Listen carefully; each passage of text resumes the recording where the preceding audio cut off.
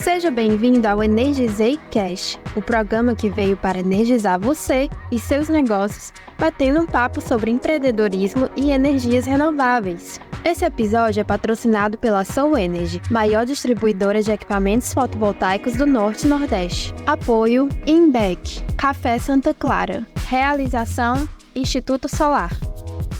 Fala, meus queridos, sejam muito bem-vindos ao Energizei Cash. Eu me chamo Pedro Vasconcelos, fundador do Instituto Solar, e hoje nós vamos falar sobre vendas, a maior habilidade do século. E não consegui pensar numa pessoa melhor, mais extrovertida, mais especial para falar sobre esse assunto com a gente, que é a nossa amiga Zena Moura. Ela que é palestrante, treinadora, mentora e especialista em vendas. Zena, seja muito bem-vinda, Zena. Muitíssimo obrigada, Pedro. Muito honrada de estar aqui com você. Você sabe da minha admiração por você e pelo seu trabalho no mercado. Muito obrigado. Estou aqui para o que você quiser. Aliás, eu vou dizer quase tudo, para poder o quase lhe livrar de...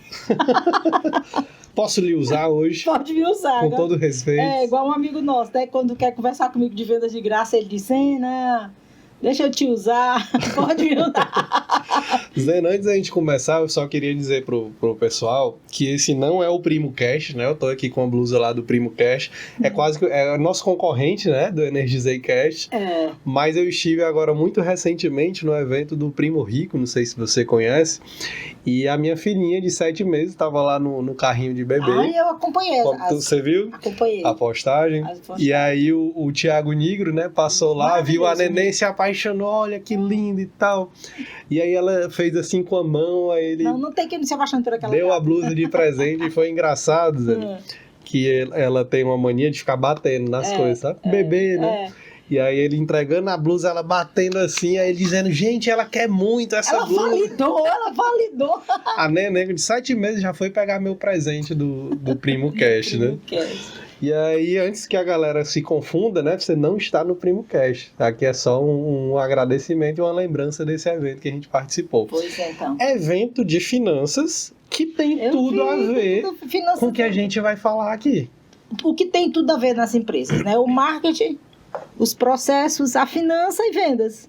Não necessariamente nessa sequência. Sim. Eu diria assim, vendas primeiro, mas é porque eu puxo para minha sardinha. Tem até o Flávio Augusto estava nesse evento, né? Ele disse assim, só existe um setor na empresa, vendas. Se não vender, o resto quebra. É o que vem junto, né? Engraçado, né, que numa sequência acadêmica, o marketing, ele tem uma importância até maior do que vendas. Sim. Vendas é um braço do marketing. Sim. Mas a preocupação, eu tenho um colega que nós fazíamos parcerias de palestras. E enquanto eu dava 4, 5 palestras no mês de vendas, ele passava 2, 3 meses para dar uma palestra de marketing, né? Sim. E o marketing é muito importante, porque é o marketing que traz o cliente, né, até você. Exato. Eu tenho até uma especialização em marketing e serviço pela USP. Eu tenho até, modestamente, legal. Eu tenho uma especialização de marketing e serviço. Aproveitar e entender quem é a Zena Moura, né? Pra turma acompanhar. Fala um pouquinho da tua história aí no mundo de vendas. Pois é. Repete aí o tema. Vendas, a habilidade do século. Pois é, e o cara vem me perguntar da minha história, que já tem meio século. Nós não vamos fazer essa conta cronológica não, pelo amor de Deus. É bom que você vai conseguir falar de como que era vendas meio século atrás. Né? Vamos logo combinar um negócio aqui. Eu digo pra todo mundo que eu tenho 39 anos, tá? E o meu filho mais novo tem mais de 40. Mas aí, quem quiser que faça suas contas, Quem quiser que faça suas contas, né? Meu neto vem quando faz esses cálculos e faz gozação comigo. Mas resumindo, gente, a minha trajetória inteira, né, não começou na área comercial, mas eu sempre era envolvida com alguma coisa que fosse da área comercial.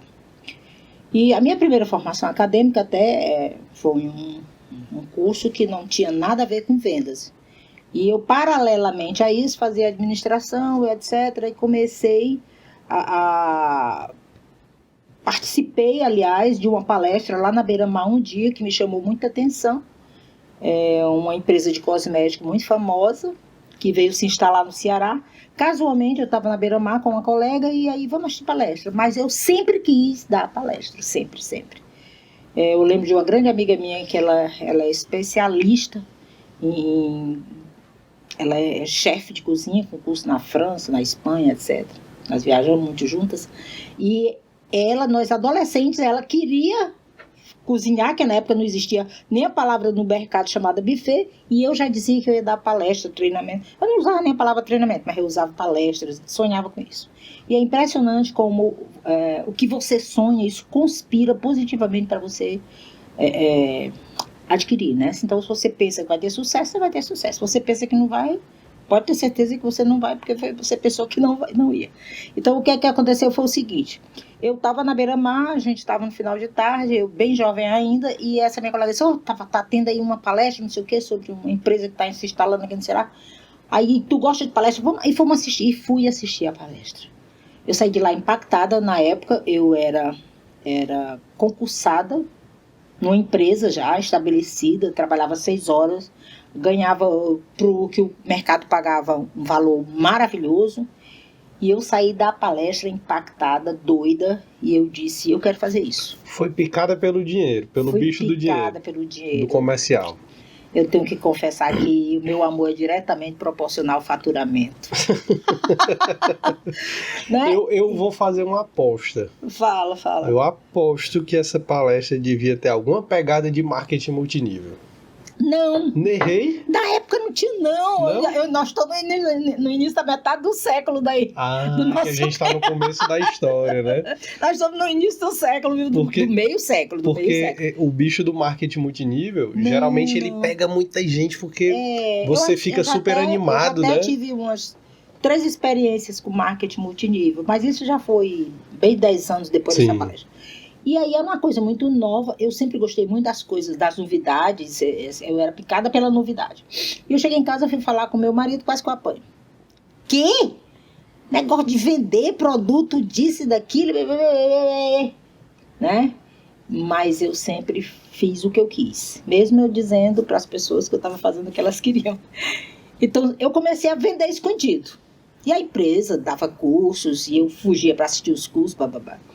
E aí eu comecei a vender. Não teve ninguém naquela Unifor, que eu fazia Unifor, não teve ninguém naquela Unifor que não comprasse meus produtos. Então, só para você ter uma ideia, a Unifor, na época, selecionava o público, claro que um público A, né? Uhum. Mas não tinha as facilidades que tem hoje na faculdade para você pagar, né? Então, ou pagava ou não fazia. E aí, eu disparadamente comecei a faturar, e de uma simples vendedora eu passei a supervisora da empresa, né? Eu não sabia nem o que era ser supervisora de vendas, mas como quando eu dava palestra nessa empresa, nos eventos, eu arrancava seguidores, né, fisicamente, que queriam trabalhar na parceria comigo, eu comecei a me visualizar e me encontrar quanto supervisora. E eu fiz uma coisa que quase o mundo cai. Eu fui na empresa, paguei o aviso prévio e saí. E em seguida ia ter uma campanha em Manaus. Eu tinha uma vontade enorme de conhecer Manaus e eu fui levada para Manaus por conta disso. Olha, isso foi um problema tão grande, tive muita ajuda da minha sogra, porque eu já tinha um filho, e aí foi muito complicado. Mas resumindo, eu fui e brilhantemente lá eu ganhei todos os prêmios. Tinha prêmio que era, só para você ter uma ideia, quem batesse as metas da semana, a família ia para Manaus de avião, que a empresa pagava. E toda semana eu vinha para São Luís de avião e minha família ia, a gente passava o final de semana em São Luís. Você morava em São Luís? Não, Fortaleza. E vinha para São Luís? Como assim? Por quê? De Manaus para São Luís era mais perto. Né? É o trajeto. Era o trajeto, né? E aí, criança, marido e tudo mais, foi assim que começou, mais ou menos. Começou vendendo escondido. Foi, assim, escondido, né? E aí foi quando, de repente, esse meu diretor dessa empresa de cosméticos, ele foi chamado para a Listel e não tinha celular, mas o homem me localizou e disse: Zena Moura, eu quero você na Listel. Aí a história é linda, vocês, eu acho que muitos que estão me ouvindo não tinham nem nascido ainda, eu vou falar de lista telefônica. Tem que explicar o que é a Listel, né? Tem que explicar o que é a lista telefônica, né? Então eu trabalhei em 2 empresas de lista telefônica, mas vocês não imaginam como se ganhava muito dinheiro. De repente o meu salário começou a ser 4, 5 vezes o do meu marido, que era de uma estatal. Ele não ganhava pouco, mas o meu é que era muito. Uhum. E aí, em cima disso, girava-se, né? Investimento em imóveis, carro novo, carro bom, educação dos filhos, né? E por aí ia. E aí essa história eu tenho muito orgulho de contar, porque ele disse para mim, Zena, eu vou trazer você para Listão, mas você vai começar, eu me lembro daquele filme de Porta em Porta, me emociono muito quando eu assisto, ele disse, você vai começar na pior rota. E qual era a pior rota aqui do Ceará? Na época, era Caucaia e o conjunto industrial. Sim. Conjunto industrial não tinha asfalto, era loucura. E eu peguei o conjunto industrial. E essa era uma escola, a Listel era uma escola, né, de profissionais bons, só ficavam os bons. E aí eu comecei, em menos de 6 meses eu estava atropelando o quadro que tinha pessoas que trabalhavam os clientes tops. E aí, em menos de 1 ano eu fui promovida a gerente. Mas fui promovida a gerente interna. Fui para São Paulo, fiz curso de telemarketing. Eu que implantei o telemarketing aqui no Ceará. E aí eu, muito esperto, o que é que eu fazia? Eu trazia a expertise do conhecimento e dava palestra e treinamento para as empresas de telemarketing. Aqui no Ceará, eu treinei a Oi, a TIM, várias empresas, na época Telemar, então muitas empresas assim nessa área, né? Porque eu tinha feito vários cursos em São Paulo e tinha trazido para cá. Deixa eu pegar logo um gancho aqui dessa tua parte da história. As 2 primeiras experiências com vendas, com menos de 1, 2 anos ali, você já teve uma evolução. Muito grande. Vamos dolarizar hoje. De repente, eu passei de ganhar $3 mil e de repente eu passei a ganhar $10 mil. Sim. Mas aí eu te pergunto... Era muita grana. Qual era a habilidade que a vendedora Zena tinha ou usufruía naquele momento para se destacar entre os seus vendedores concorrentes ali, né, da própria empresa, para já ir para um cargo de supervisão? O que é que você lembra? Qual é o tempero que tinha na Zena? Primeiro, eu sempre fui muito gananciosa. Então, todo vendedor ele tem que ter um propósito. E o que é que eu queria? Né? Eu queria uma casa maravilhosa para os meus filhos. Eu queria viajar o mundo, que já conheço bastante, graças a Deus. Eu queria os melhores colégios. Eu fico até arrepiada, que me emociono, porque eu queria cuidar da minha avó, que eu fui criada pela minha avó, né, que não está mais aqui, claro. E eu queria, na época, dar um plano de saúde para minha avó, conforto, que eu consegui tudo isso. Sou muito grata a Deus, consegui tudo isso. Então, assim, mas esse tempero, independente de que século você começou a vender, você tem que ter um propósito. Você, todos os dias, você tem que se levantar e dizer, eu estou me levantando por isso. Eu gosto muito, quem não leu ainda, aquele livro do Sinek, que é o quê, o como e o porquê. Então, o seu porquê é que é o tempero. Mas esse porquê, ele tem que ser de dentro para fora. Ninguém te bota um porquê. Muitas vezes eu tive a oportunidade de acompanhar alguns colegas meus que eram gerentes, né? Porque na época a gente tinha um gerente territorial e nós éramos 4 gerentes aqui em Fortaleza. Ainda estou na década da Listel, gente.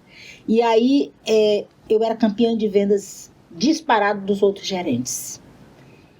Não tínhamos os cursos que hoje tem, que favorecem você comercialmente destacar. Não tinha, não existia. A gente só tinha curso de produto. Era impressionante. As empresas só se preocupavam em dar curso de produto. Sim. Em São Paulo foi que eu fiz alguns cursos relacionados com os passos para vender. Mas era tudo produto. Que é o correto. Se você não souber bem o que você vende, você não vai vender. Quando eu dou treinamento para os vendedores, eu costumo dizer assim para eles: você é apaixonado pelo que você vende? A pessoa que você mais ama nesse mundo, você venderia, você gostaria que essa pessoa comprasse isso para ela? Se a resposta for não, você está na profissão errada. Na próxima semana eu estou fazendo um trabalho numa empresa, não vou citar o nome aqui, mas é uma distribuidora de alimentos, e essa empresa eu vou ter um workshop com vários líderes. que é a célula mais importante de uma empresa, é quem lidera uma equipe de vendas. Porque tudo é de cima para baixo.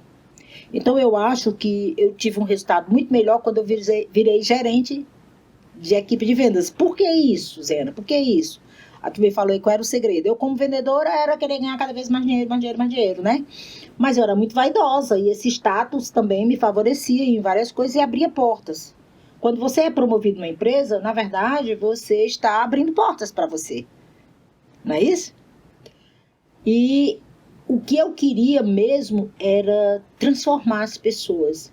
Eu queria provar para as pessoas que elas poderiam sonhar com o que elas quisessem e conseguiriam vendendo, porque não existe nada sem vendas. Não existe. Até para uma empresa que você vá se candidatar num cargo, se você não se vender bem, você está ferrado.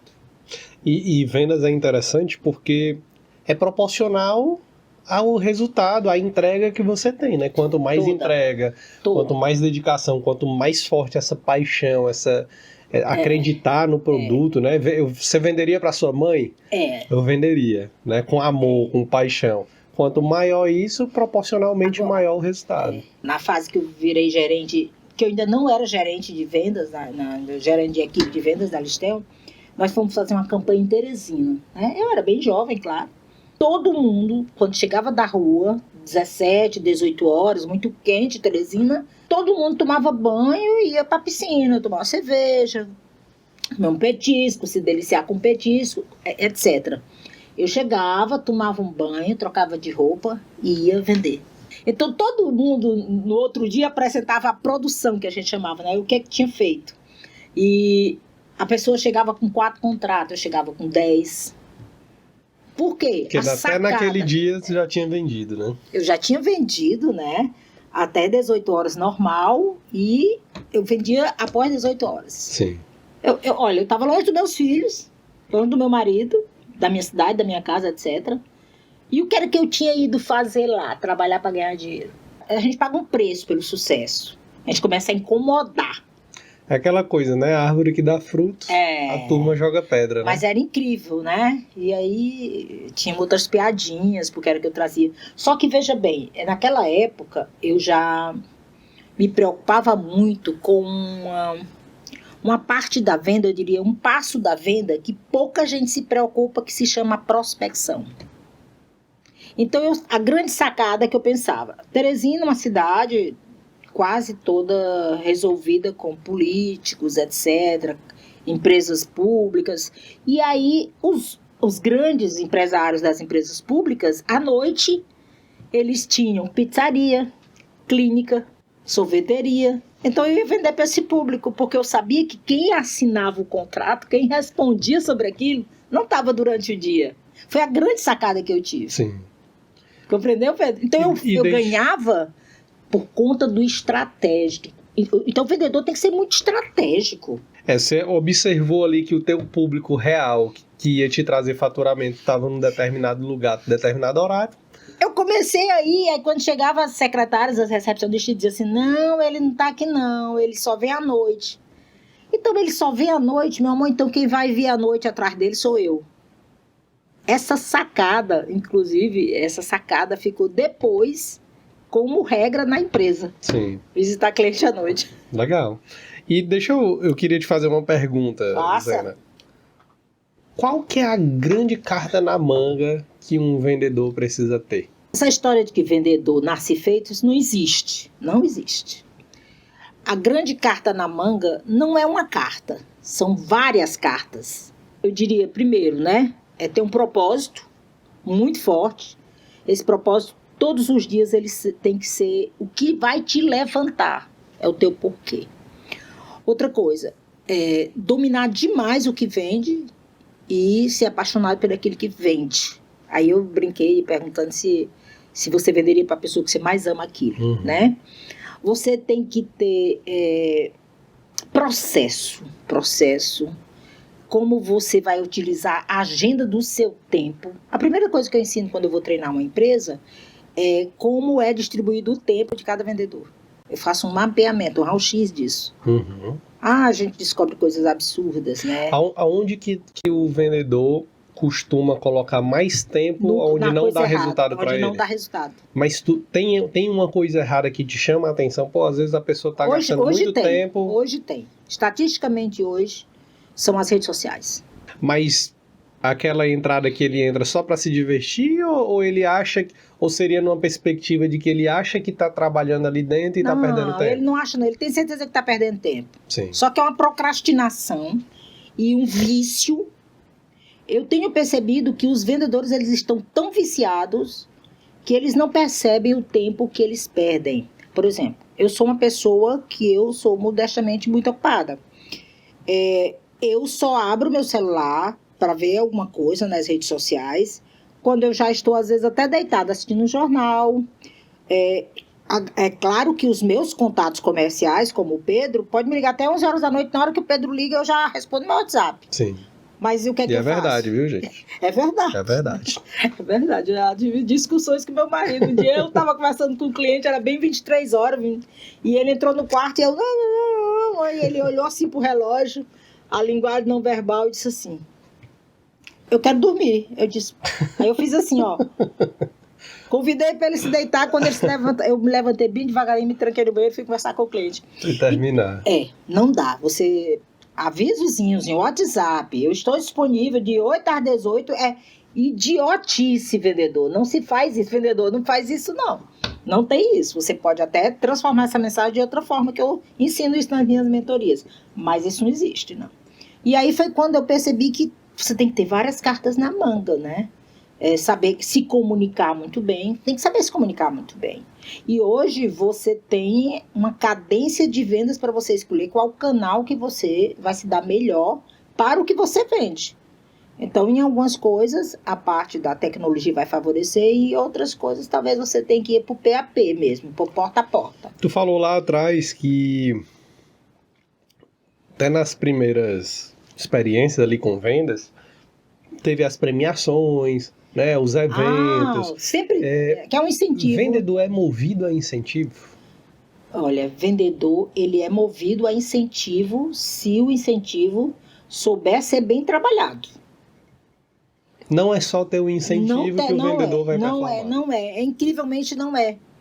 Eu costumo fazer, essa semana eu passei um plano de vendas para um empresário e ele riu que só, porque eu botei 3 opções da seguinte forma. São 3 opções para quem ultrapassar um valor X de vendas. E quem ultrapassar em primeiríssimo lugar vai escolher qual das 3 opções. Porque até o direito da escolha deverá ser para quem for o melhor. Legal. Você não pode trabalhar o seu melhor vendedor igual. Não, você não é tanto que eu fiz agora um slide, eu botei assim, você é a Branca de Neve? Tem 7 anões? Então, se você tiver 7 vendedores, você não pode tratar nenhum igual. É identificar o que é que estimula cada um e trabalhar em cima disso, né? São umas 4 ferramentazinhas. Uma delas é o diagnóstico desse vendedor. Você tem que saber fazer um DISC para esse vendedor. Você tem que conhecer esse vendedor. Você tem que, depois que você diagnostica que você tem um perfil mais ou menos desse vendedor, você tem que treiná-lo.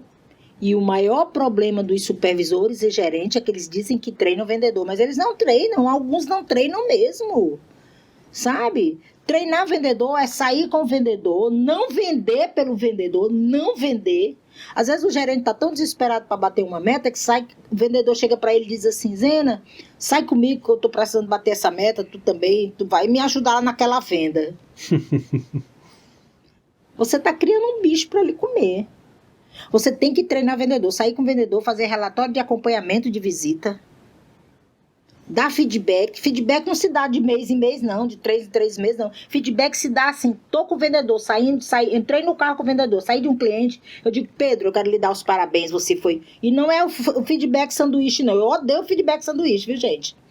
Aí você diz assim pra ele, Pedro, parabéns, eu queria lhe dizer que você planejou direitinho essa venda, fez tudo correto, mas deixa eu te dizer uma coisa. Tem alguns pontos que você precisa dar uma melhorada, porque você não é homem de vender só isso. Tô certo? Pega ele no acordo. Aí ele vai dizer, claro que tá. Então, vamos fazer o seguinte, você vai ter que dar uma melhorada nisso. Quando eu chegar na empresa, eu vou te dar isso por escrito, tá? E a gente assina o meu relatório de visita. Chega na empresa, nem que seja na mão. No computador é mais rápido, mas chega na mão, papá. Bom, Pedro, vamos assinar. O que você está fazendo? Você está treinando seu vendedor. Sim. E o líder, ele depois que ele fica apaixonante... Eu tive uma líder fantástica lá na Listel. Então, assim, depois que ele fica apaixonante, todo mundo quer fazer igual a ele. É como o filho, quando está crescendo, né? Que você ensina, verbalizado ele não aprende não, mas ele vai repetir exatamente o que você faz, até a forma que você come na mesa, até a maneira que você pega o garfo. Ele vai te copiar. Eu fiquei curioso para saber por que você odeia o feedback sanduíche, mas segura aí. Seguro. Eu vou segurar também a tua atenção, a gente vai para um rápido intervalo e no retorno a gente vai entender o que é o feedback sanduíche e por que a Zena não gosta dele. A gente volta já.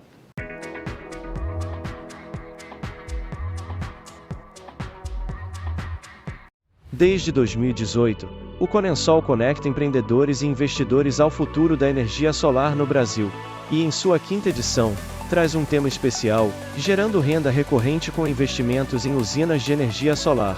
Nos dias 12 e 13 de dezembro, prepare-se para uma experiência imersiva no auditório do Instituto Federal do Ceará, Campus Fortaleza. Participe das palestras, estudos de caso e networking, bastante conhecimento prático e estratégias para impulsionar seus investimentos. O Instituto Solar convida você para fazer parte desse movimento que transforma a energia solar em oportunidade de renda e sustentabilidade. Não fique de fora. Acesse o site do Conensol 2024 e inscreva-se agora mesmo. Conensol 2024, o evento que conecta você ao futuro da energia solar.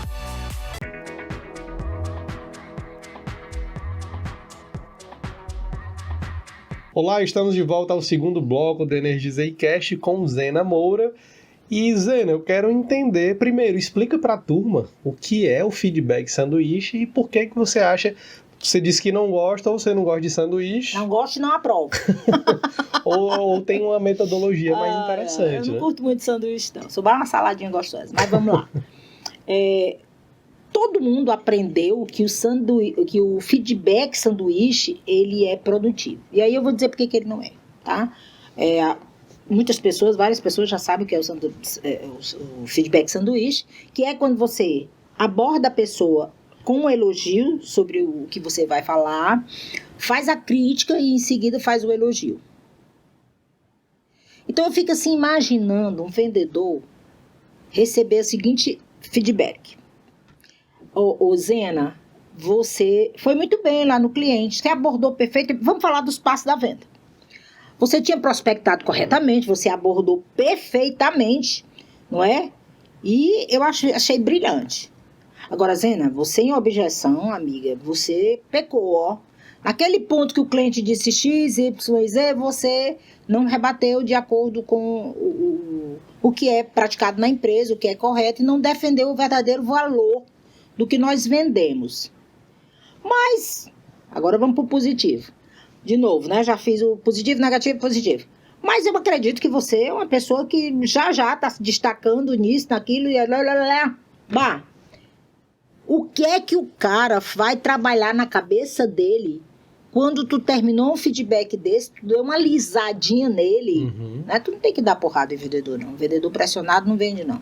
E aí tu dá uma lisadinha nele, ele vai esquecer da crítica, da observação, do que ele vai ter que resolver. O feedback correto é um positivo, para poder ter fazer o rapport, a empatia, né? Ganhar o rapport, do né? vendedor. Obrigado, Pedro. A empatia do vendedor e tudo mais, para desarmá-lo. Não tem nenhum vendedor que saia com seu chefe, seu supervisor, seu líder, seu diretor, sei lá o quê, que não vá, de certa forma, com um pouco de nervosismo. Sim. Isso é normal, porque ele está se expondo. Isso aí tem até a credibilidade do negócio que ele trabalha e tudo. E aí ele, de repente, esse rapport é necessário, um pequeno elogio. Mas ele tem que ficar com a última mensagem que foi dada. E a última mensagem é dizendo assim, você precisa melhorar nisso. Agora, quando você diz você precisa melhorar nisso, em seguida, você faz esse acordo. Onde eu vou lhe ajudar a melhorar nisso? Vamos conversar aqui, vamos combinar aqui. Então vou te dar uma sugestão, tu vai assistir um vídeo que eu tenho um livro muito bom, eu quero que você leia um capítulo que eu vou lhe dar, isso e aquilo. Você vai fazer um treinamento com a Zena Moura sobre as objeções que você errou. Você entendeu? Então você tem que dar um direcionamento, porque o cara vai pensar assim, esse cara tá comigo. É aquilo que vai ficar martelando na cabeça. Esse cara tá comigo, esse cara tá do meu lado, e não contra. Zena, o tema do nosso papo é vendas, a habilidade do século. Por que vendas é a habilidade do século? Olha, eu acho que isso sempre, essa habilidade antecedeu a outros séculos, né? Mas vamos considerar dentro desse século que você está conceituando aí, eu acho assim que as pessoas começaram a se preocupar, né? O Napoleão Hill, por exemplo, no século passado, ele já tinha essa preocupação com o processo de venda. Ele tem vários livros que eu já li alguns, e ele mapeava por que os empresários eram bem-sucedidos. E foi aí que ele descobriu que todos eram bem-sucedidos porque sabiam vender. Incrivelmente. Foi quando começou a se amadurecer mais essa questão da venda. Não existe nada, você pode ter o melhor produto do mundo, ter a melhor empresa do mundo, mas se você não tiver comercialmente uma equipe boa, você vai fracassar. Eu penso muito em fábrica, né? Em fabricante. Eu posso aqui construir uma fábrica de fazer TV, levanto, compro maquinário, faço toda a tecnologia, construo uma TV perfeita. Mas se essa TV ficar dentro da minha fábrica e eu não vender, eu não tenho um negócio. Tem uma fábrica. E se eu quiser ser um fabricante, um empresário fábrica fracassada. Exatamente. Se eu quiser ser um fabricante bem sucedido, ela tem que ser comercializada, né? Eu até nas mentorias eu ensino um cálculo de como você ter o melhor vendedor pagando para ele se pagar. Porque o vendedor ele tem que se pagar. Vender é uma coisa, ter liquidez sobre o que você vende é outra questão. Me fala mais sobre isso. Tu tá dizendo no sentido de eu sou empresário, para eu contratar, pelo que eu entendi, né? Se eu vou contratar um fulano, esse fulano tem que vender no mínimo 100 mil reais por mês para ele se pagar na empresa e ainda sobrar algum lucro. É essa a lógica do que tu falou? É essa a lógica. Porque muitas vezes quando você faz esse cálculo, você se preocupa em botar assim, tanto de investimento de compra que a empresa fez, tanto de investimento de comissão, tanto de investimento... Normalmente eu sugiro que separe um percentual para vendas, que dentro desse percentual você vai pagar vendedor e vai ter ações motivacionais de incentivos. Sim. As comissões variáveis, né, por exemplo. Comissão escalonada, que é fantástica. Eu sou muito a favor de comissão escalonada. Sim. Entendeu? O cara vendeu até tanto, ele ganha, sei lá, 5%. Se ele passar um pouquinho, a comissão dele retroativa passa para 7%, sei lá. Uhum. Essa daí obriga o cara a querer vender mais, sim. Sim. Sem você ser aquele chefe chato, enchendo o saco, cobrando. Porque o vendedor, quando ele se sente pressionado, sabe o que é que ele faz? Ele mente. Ele bota a culpa no governo, ele bota a culpa na região, ele bota a culpa no momento, ele bota a culpa em todo mundo. As desculpinhas, né? Porque é a defesa dele. Então ele mente. Na concorrência? A concorrência é o maior item. É o número um, né? É o número um. Concorrência tá vendendo mais barato. Né? A culpa é da concorrência que vende mais barato. A culpa é que você não me dá desconto. Vendedor que pede desconto é fraco. O vendedor não tem que pedir desconto. Se você ganha sobre a comissão sobre o que você vende, por que você vai querer dar desconto? Tem que vender mais caro, né? Eu resolvi isso bem direitinho. Eu digo assim, sua comissão, isso aqui eu vou dar uma dica para vocês que estão me assistindo. A sua comissão, ela é 10% se você não der desconto. Então, se você der desconto, ela vai caindo até 5%.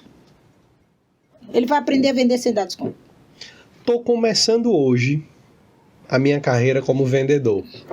Que habilidade, quais 3 habilidades que eu devo começar a partir de agora a desenvolver? Bom, é claro que a gente tem que falar de 2 frentes importantes, mesmo que nela tenha algumas habilidades que você terá que selecionar para ser até mais de 3, né? Sim.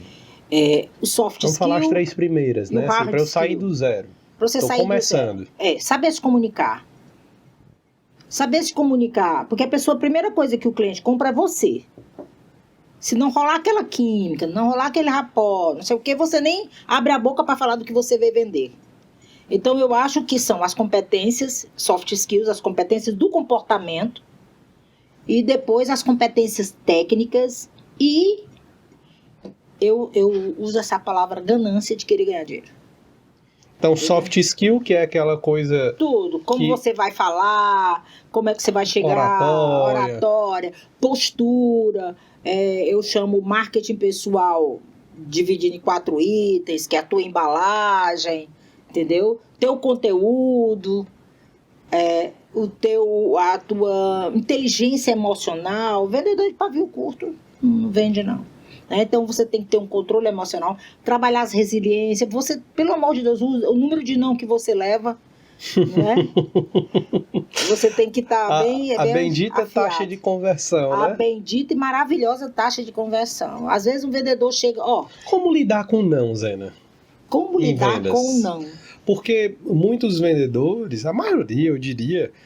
fica desanimado, né? Pô, imagino que eu tenho aqui um produto, eu estou no mercado que é 10% de taxa de conversão. Agora eu tenho que levar 9 nãos para ter um sim. Como que eu chego no nono e ainda tenho força para continuar?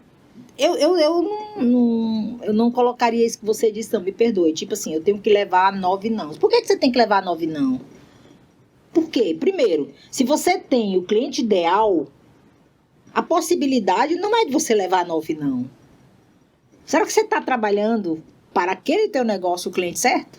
Compreendeu, Pedro? Compreendi. Aí a gente está falando em melhorar aí você a vai ter qualificação de clientes, né? Qualificação, né? Aí você vai ter aquele vendedor que de repente leva 9 não e aquele vendedor que leva 5 não.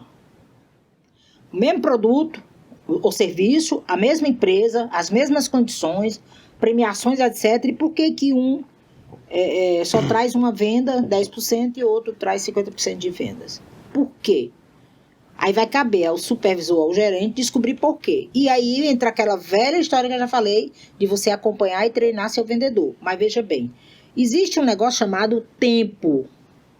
E o vendedor tem que saber trabalhar isso a seu favor. Então, quando eu ensino, né, a administração de tempo em vendas, eu falo exatamente disso. Quando você chega 8 horas na empresa, o que é que você vai fazer? Você, de repente, vai passar meia hora tomando café na copa, batendo papo, blá, blá, blá. É até importante isso. Mas o tempo que você leva nisso?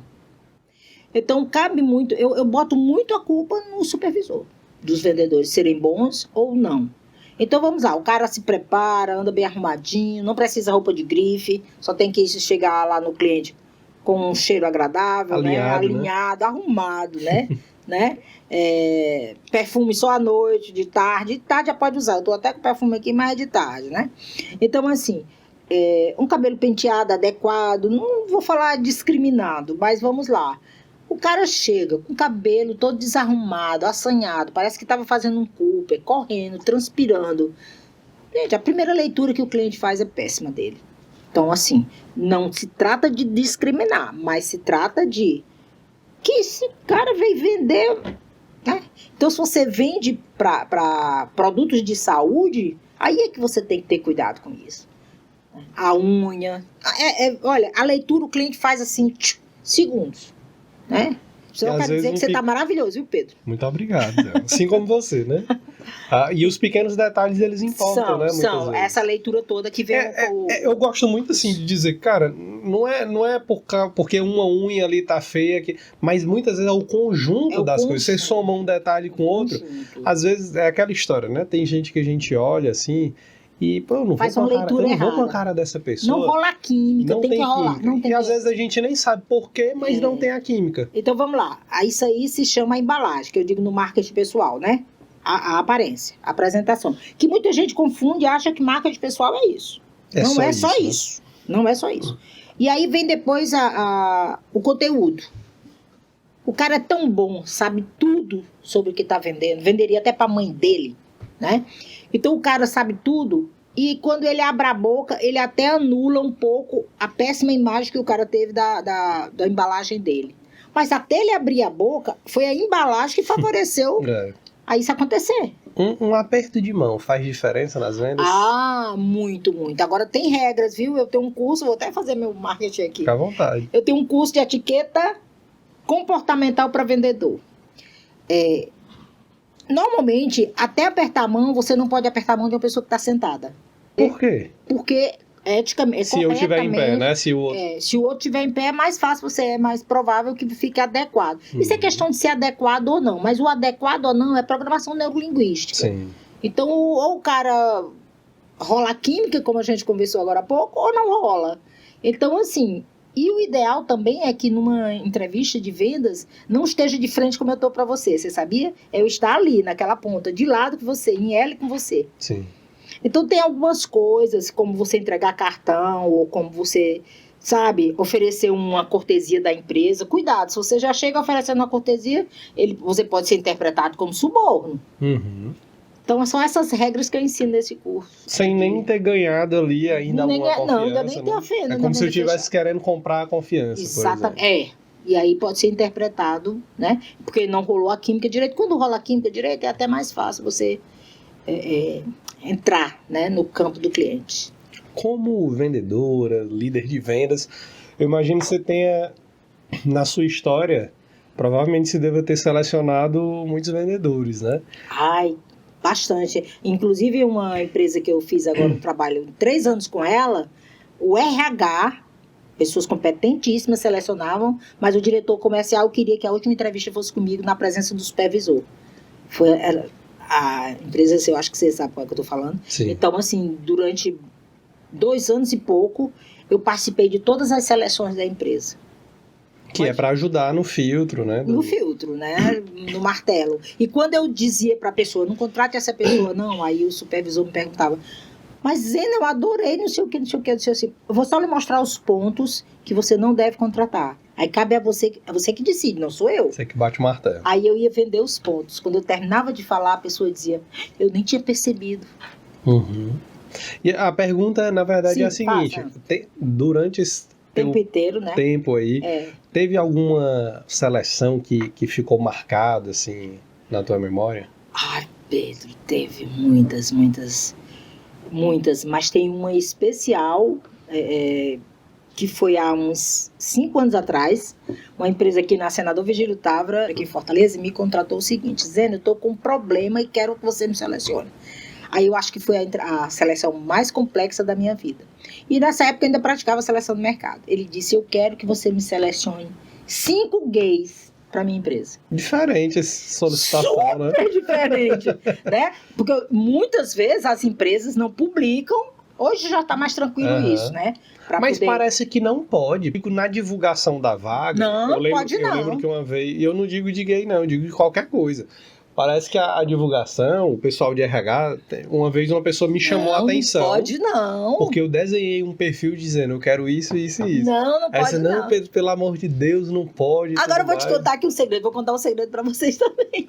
O que acontece é o seguinte, eu selecionei muitos vendedores, né, para a lista telefônica, e na época só poderiam ser pessoas que eu considerasse bonitas. Sim.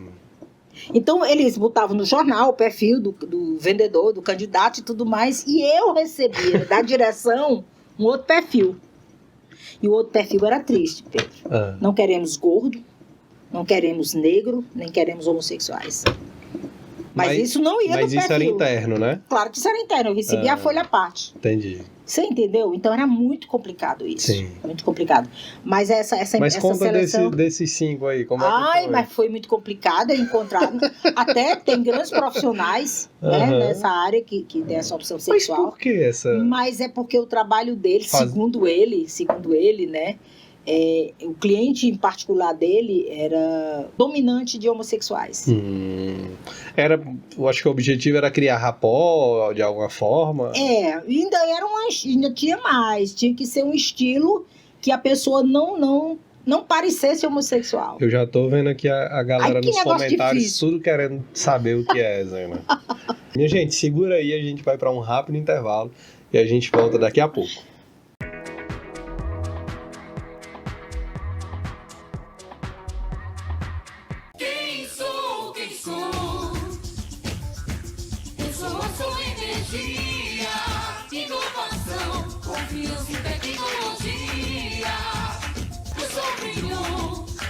Com mais alegria.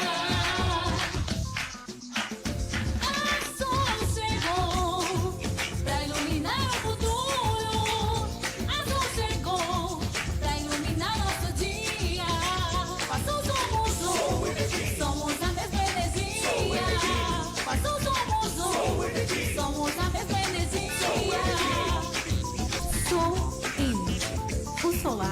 agora.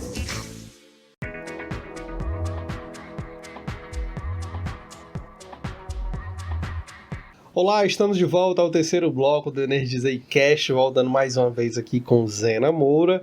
E Zena, uma perguntinha aqui que a internet gosta, né? Que é fazendo diferenciação de homem e mulher. Tem Sim. vendedor melhor, homem, mulher? Quem vende mais? Pois é. Quem estava conosco agora há pouco viu a questão da preferência do cliente querer pessoas homossexuais, com todo respeito, né? Mas veja bem, quem vende mais, homem e mulher? Na época de lista telefônica era mulher. Hoje não.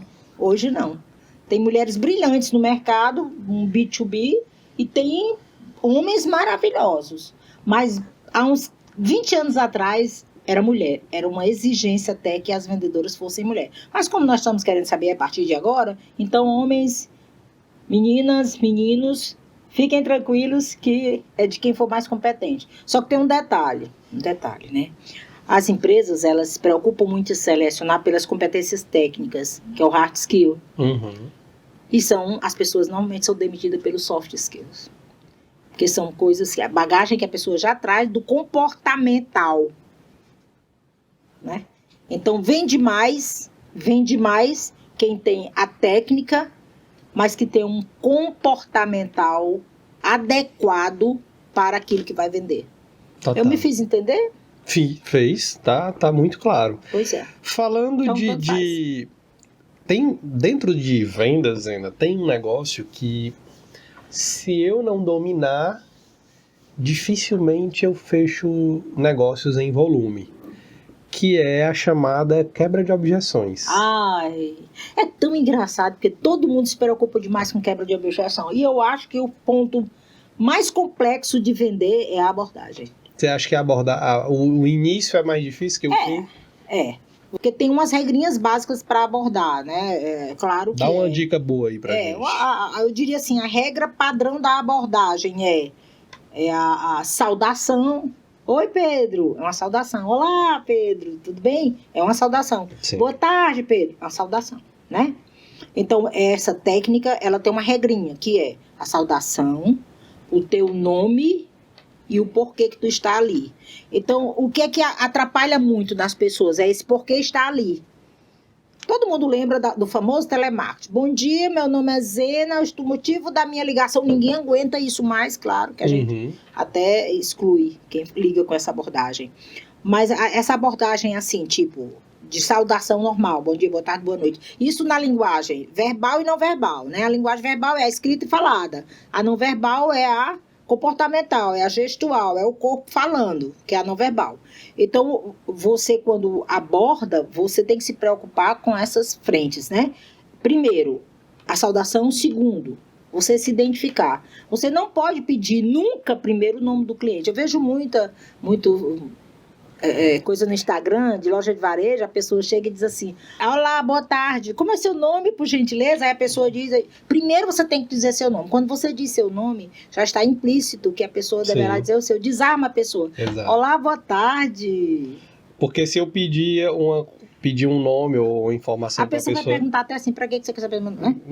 Pelo menos na cabeça dela isso passa, né? Né? Então, essa questão da abordagem. Aí vamos lá para o porquê, né? A abordagem, seja verbalizada presencialmente ou por uma ligação, por um áudio, blá, blá, blá. Essa terceira opção você terá que incluir uma pergunta sobre isso. Até nessas postagens que eu vejo na internet, eu fico olhando, sabe? Eu fico rindo assim, porque, olha, eu tenho o melhor produto para você esse mês aqui no Black Friday, não sei o que. Blá, blá, blá. Você não perguntou nada, nada. Vamos lá, uma pergunta. Olá, pessoal, boa tarde. Sou Zena Moura, tudo bem? Eu espero que esse momento esteja maravilhoso para você. E o meu objetivo aqui é proporcionar um faturamento maior para você. Isso lhe interessa? A pergunta faz toda a diferença. Né? Se a pessoa disser, interessante, pois, por favor, zenamoura.com.br ou o meu celular. Entendeu? Então, tem umas coisas assim que, né, essa abordagem, eu acho que as pessoas parecem que têm medo e não querem assumir que têm medo de abordar. Decoram o script. Script ele tem que ser vivenciado, compartilhado, conectado e não decorado.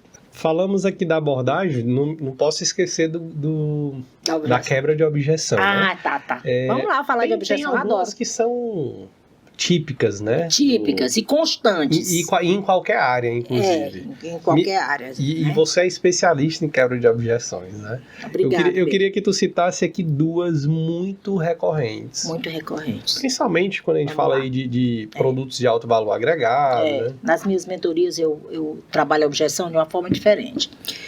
A objeção você sempre vai ter. No início da abordagem, se a pessoa olhar para você e dizer assim, tô só olhando, minha filha, já foi uma objeção.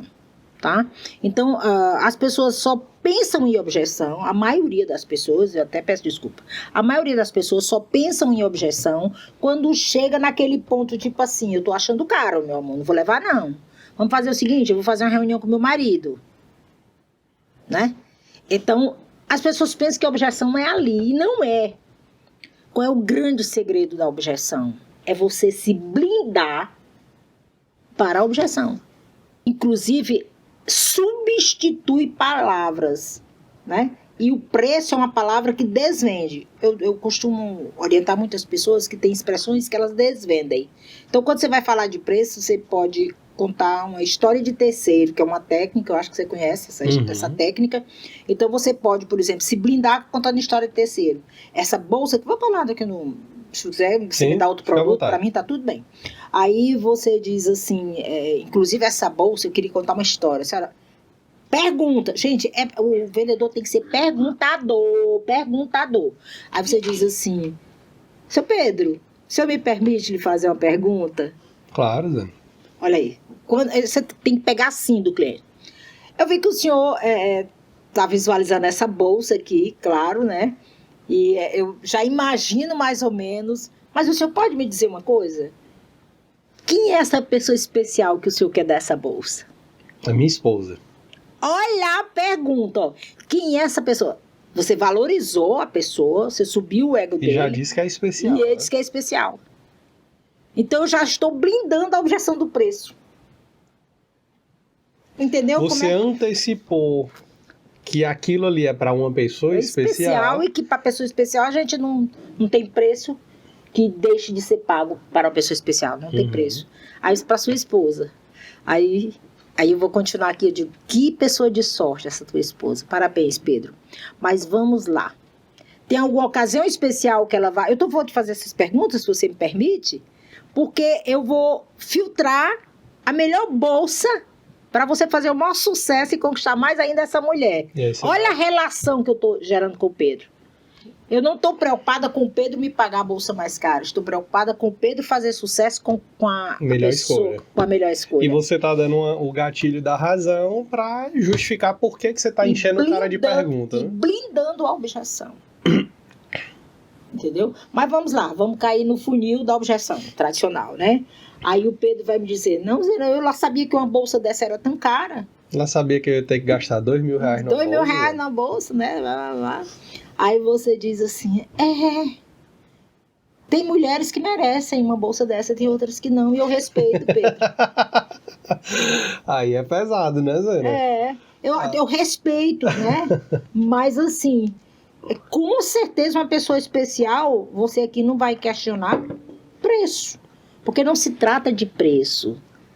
Se trata, sabe do quê? Tu sabe, Pedro, porque eu vou te dizer que eu sou mulher. Tu sabe por que uma mulher gosta de bolsa bonita? Por quê? Bolsa boa? Porque a gente gosta de se mostrar. Mulher quer ter aquela bolsa que quando ela chega, impacte. Eu sou uma viciada em bolsa, que eu já te disse, né? Então, assim, eu tenho no meu closet, eu tenho verticalmente, dessa lâmpada para baixo, bolsa que eu passo às vezes um ano sem usar. Tem umas que eu uso mais. E aí tu diz assim, tu já imaginou? Tu tem ideia o valor que é a demonstração de agradecimento dessa tua esposa?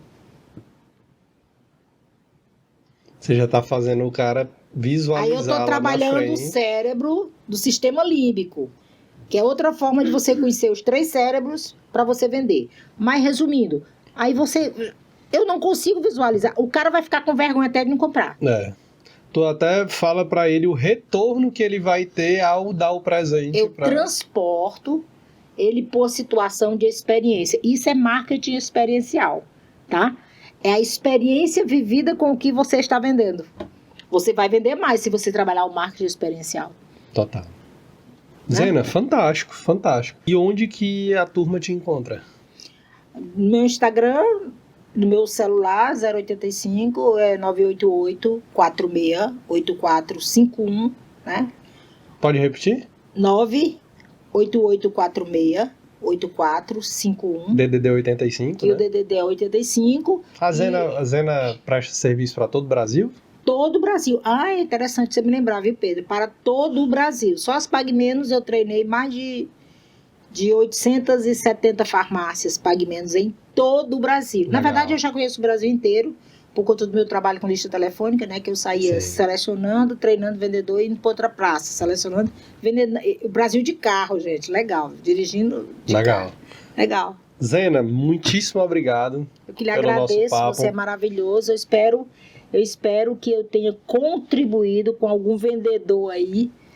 Te desejo sucesso demais Pra aí na tua nós, jornada, pra né? nós. E para você que nos acompanhou até aqui, um grande abraço. Não esquece, deixa teu comentário aqui embaixo se tu nos assiste pela internet. É importante pra gente ouvir a tua opinião. O que é que mais te chamou a atenção desse papo? Sugestão de novos episódios. E para você que nos acompanha pela TV, não esquece, tem um QR Code aparecendo aqui para você. Manda tua mensagem, é super importante te ouvir. Grande abraço e a gente se vê no próximo episódio. Até Tchau, tchau. o próximo encontro. Até mais.